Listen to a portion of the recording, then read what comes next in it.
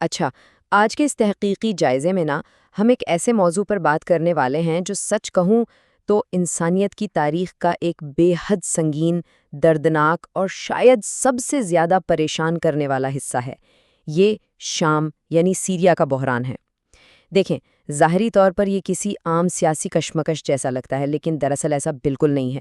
یہ طاقت کی ہوس، بے پناہ ظلم اور لاتعداد انسانی جانوں کے زیان کی ایک ایسی وحشتناک داستان ہے جسے سمجھنا حقائق اور سچائی کی تلاش کرنے والے ہر فرد کے لیے بے حد ضروری ہے۔ تو آئیے مل کر تہ در تہ ان بنیادی باتوں کو سامنے لائیں جو اس بڑے عالمیے کی اصل وجہ بنی، اور واضح طور پر دیکھیں کہ زمینی حقائق آخر کس قدر خوفناک تھے۔ اس پوری داستان کا نچوڑ ان چند الفاظ میں چھپا ہے۔ یہ جنگ صرف سیاست نہیں بلکہ انسانیت کی تاریخ کا ایک سیاہ باب بن چکی ہے۔ ذرا اس پر غور کریں۔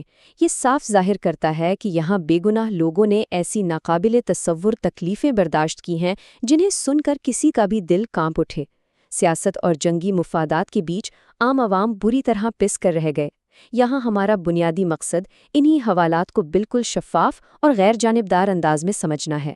ہم کسی کی طرفداری نہیں کر رہے، بس اس دردناک انسانی المیے کی جو اصل تصویر ہے، بنا کسی جھکاؤ یا تعصب کے اسے سامنے لانے کی کوشش کر رہے ہیں تاکہ حقیقت سب کے سامنے آ سکے۔ ٹھیک ہے، آئیے اس کی گہرائی میں چلتے ہیں اور ان منظم مظالم کو سمجھنے کی کوشش کرتے ہیں جو زمینی حقائق کا حصہ بنے۔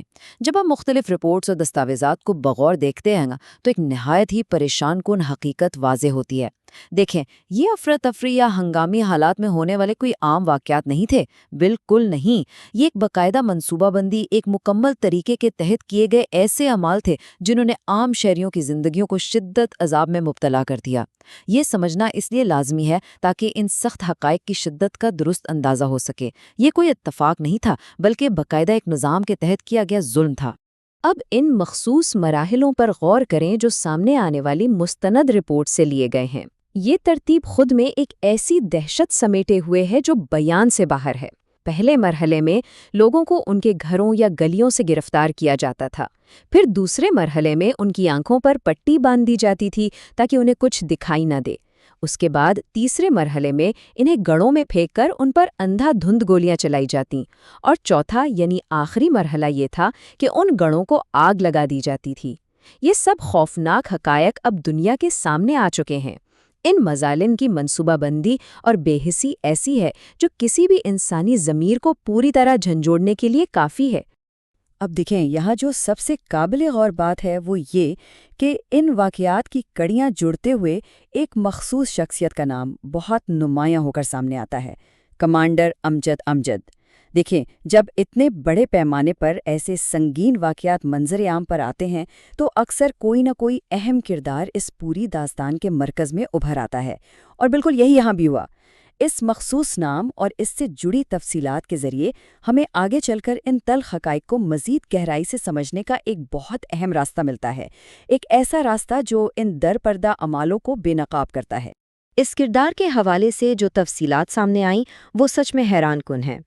پہلی بات جو ان رپورٹس میں بیان کی گئی وہ یہ کہ کمانڈر امجد کو کسی دشمن فوج نے نہیں بلکہ خود شامی فوج نے گرفتار کیا تھا، اور اس سے بھی اہم بات یہ ہے کہ اس گرفتاری کے بعد ان سے جڑے ایسے کئی سنگین انکشافات تھے جو دیکھتے ہی دیکھتے سوشل میڈیا کی وجہ سے پوری دنیا میں وائرل ہو گئے۔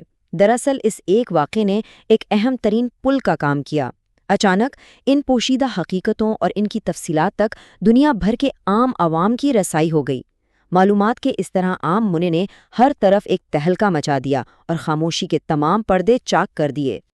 آئیے اب آگے بڑھتے ہیں اور دیکھتے ہیں کہ یہ کہانی یہاں سے کیسے بنتی ہے۔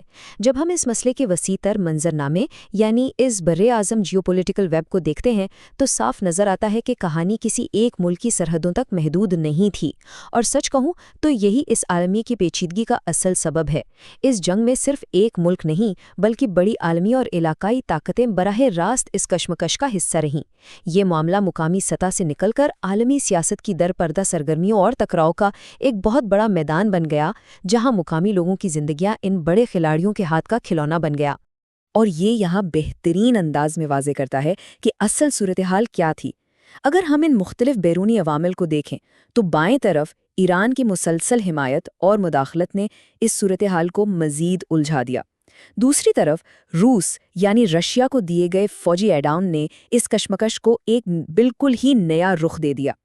یہاں واضح رہے کہ ہم کسی ایک فریقی حمایت یا مخالفت بالکل نہیں کر رہے ہیں، بلکہ صرف اور صرف مستند حقائق بیان کر رہے ہیں، اور وہ حقائق ہمیں صاف بتاتے ہیں کہ ان بڑی طاقتوں کی وسیع شمولیت نے اس بحران کو کس قدر طویل، پیچیدہ اور لاحل بنا دیا۔ بیرونی مداخلت نے یہاں آگ کو بجھانے کے بجائے اسے مزید بھڑکانے کا ہی کام کیا۔ تو ان تمام حقائق اور اس بڑے کھیل کے بیچ ایک بڑا اور بنیادی سوال اٹھتا ہے، کیا اس لمبے بحران کے دوران کیے گئے اہم فیصلے واقعی عام عوام کی بہتری اور ان کے حق میں تھے، یا پھر ان کے پیچھے صرف طاقتور اور پوشیدہ مفادات چھپے ہوئے تھے؟ دیکھیں، جب بڑی طاقتیں اور ان کے عالمی مفادات اس طرح آپس میں الجھتے ہیں تو یہ سوچنا لازمی ہو جاتا ہے کہ ان سیاسی چالوں کی آخر کیا قیمت چکائی گئی، اور سب سے اہم بات، وہ قیمت کس نے چکائی؟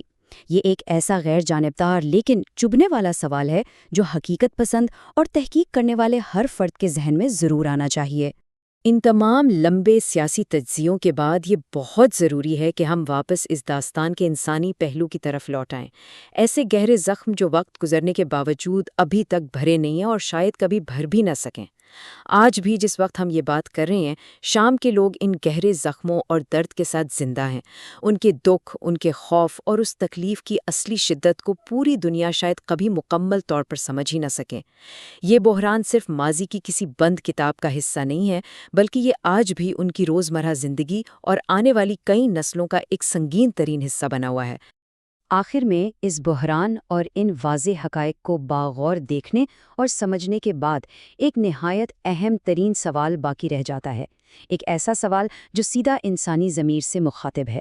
کیا ہم اس سب کو دیکھنے کے بعد بھی صرف تماشائی بنے رہیں گے، یا مزید سچ جاننے اور حقیقت کو پہچاننے کی کوشش کریں گے؟ یہ فیصلہ اب ہم سب پر ہے۔